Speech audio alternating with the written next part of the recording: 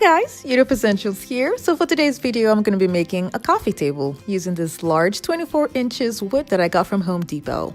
I painted it white and then I marked down 26 points with equal spacing.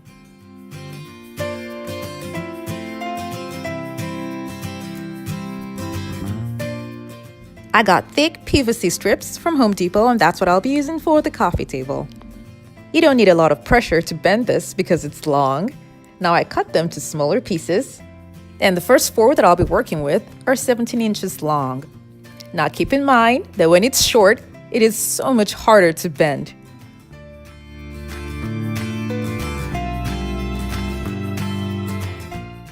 I spray painted them gold, and these four pieces are going to be attached to the wood upright.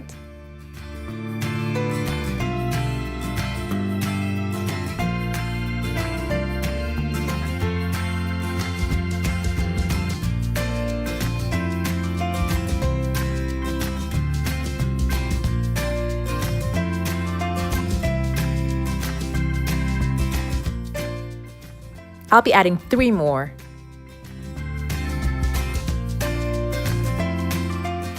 The base is going to be with hula hoop, and I spray painted that gold. Because I was doing this on my own, I had to put supports by the side to make it easy for me to attach the hoop. These Pvc strips are really strong, so I held them up with 3 screws.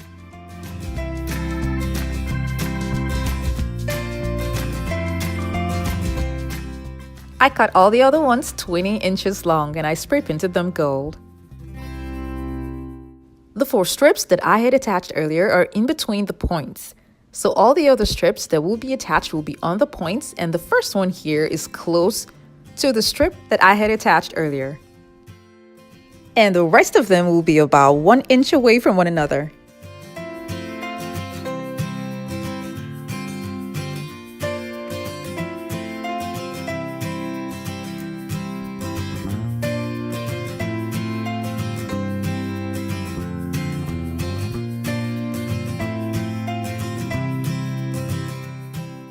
Like I said earlier, this is really hard to bend when it's short, so I had to exert a lot of pressure before bending it.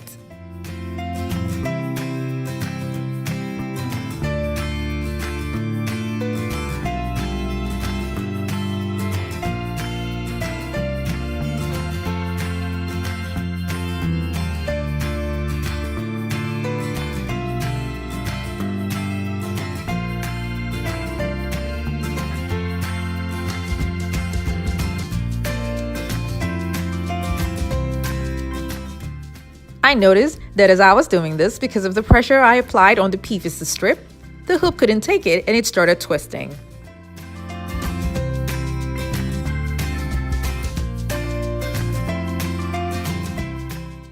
This was really devastating for me, so I had to just pick the same wood that I used at the top to use it at the bottom.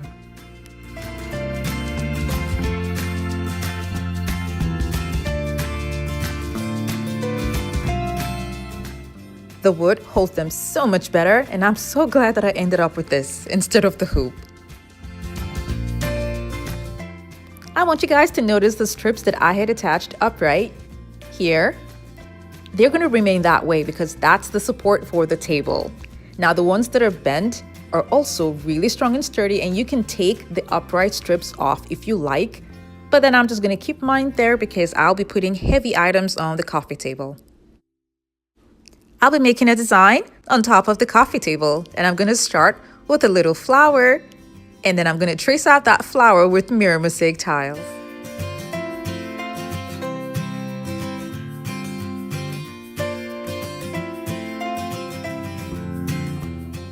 I added a pattern around it and used this floral decor that I picked up at the seasonal section of Hobby Lobby and cut it to little pieces and glued them inside the flower.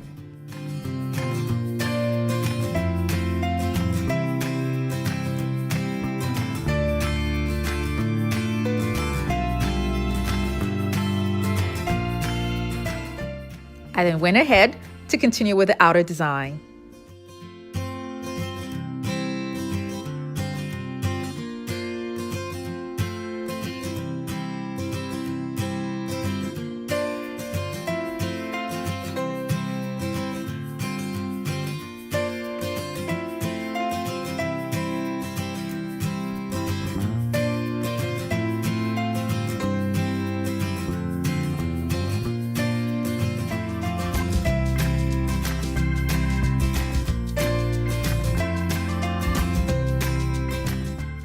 I'll be pouring epoxy on this, and to give it a little bit of lift, I'll be using a hot glue gun to trace out the outer lines on the design.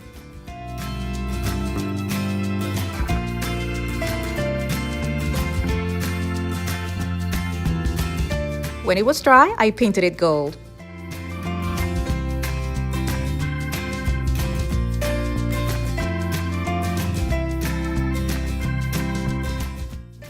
Because the hot glue that I applied was just once, so it's not thick, meaning I have to take my time to apply the paint.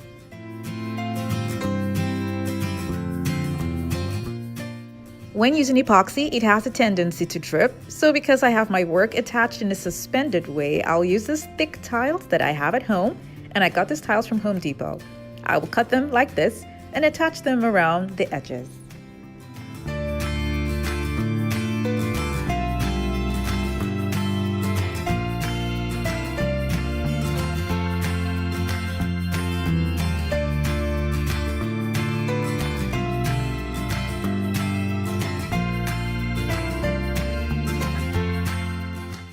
I will use a hot glue gun to attach this to the wood. And the white parts up here that's showing, I'm going to be painting that gold.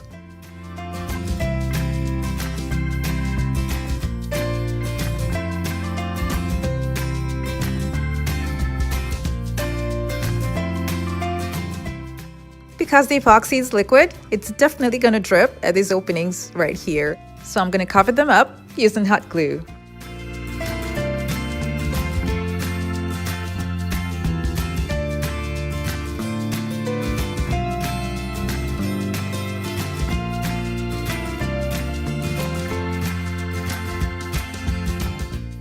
I'll be adding crushed mirror glass to my design, so to hold it up, I'll be using Mod Podge. I'll be applying the Mod Podge lightly because the goal here is just to have it fixed and kept in place so that when I'll be pouring the epoxy, it won't be moving around.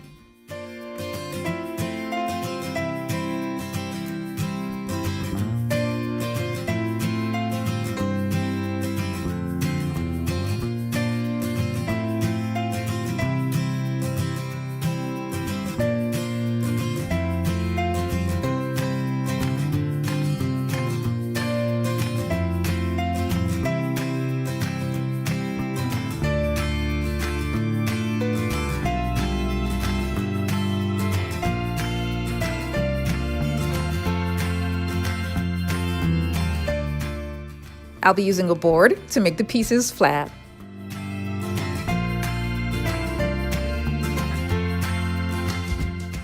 Now I'm going to repeat what I've done here to the remaining parts.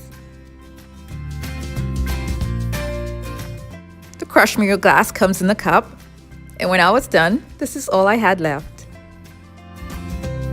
For the next step, I'll be using gloves. I'll be putting them on as safety because epoxy can burn you. This is the one that I got from Home Depot that I'm going to be using, and it comes with two parts. Part A, the resin, and part B, the activator. I'll be using 2 cups that I got from Home Depot and measuring the same quantity in these 2 cups and then mixing them together.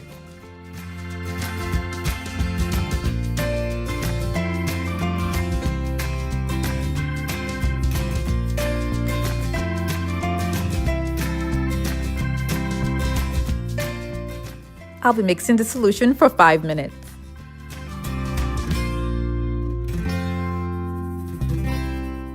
I'm going to carefully pour this to my design and starting from the middle.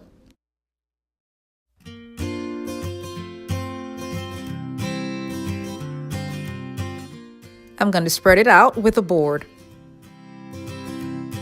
The board I'm using is just a piece from a cake platter.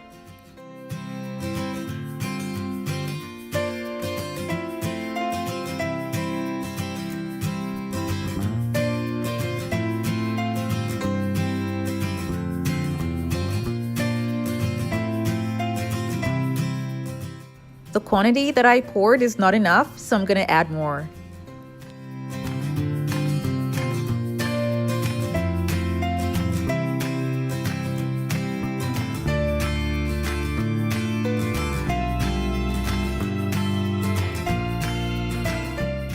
Now that I have it all covered, I'll be removing the bubbles with a blowtorch.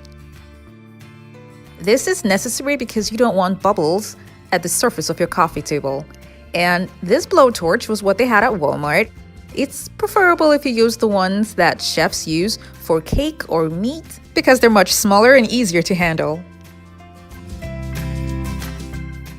It was dry after 12 hours, but to make sure that it's completely cured, you have to leave it for about 2 to 3 days.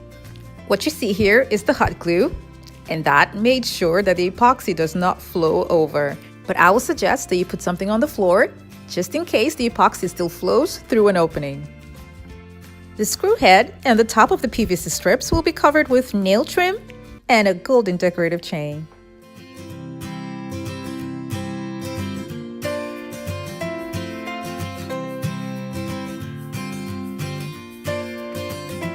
This was quite the project for me, and I enjoyed every single step in making this coffee table. Thank you so much for watching. I have other DIY videos linked in the description box below. Do check them out, and don't forget to click on the subscribe button.